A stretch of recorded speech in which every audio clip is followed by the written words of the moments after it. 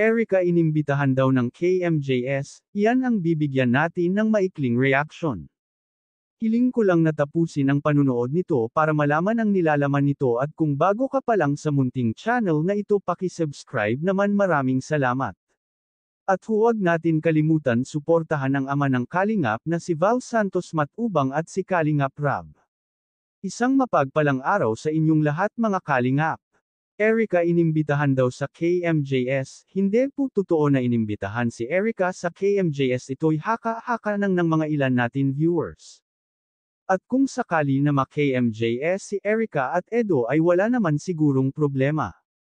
Pero bakit hindi kung talagang maimbitahan si Erica at Edo sa KMJS, pareho naman itong sikat lalong-lalo na si Erica.